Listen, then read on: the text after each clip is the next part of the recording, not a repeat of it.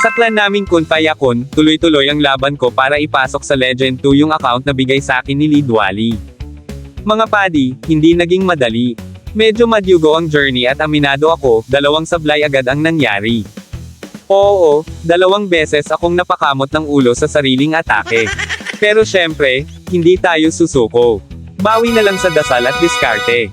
Baka sakaling maiahon natin to sa Legend 2, at kung swertehin, tuloy-tuloy na hanggang Legend 1.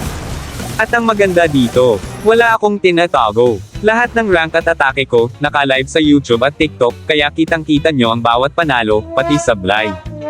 Kaya mga padi, samahan nyo ako sa laban na to.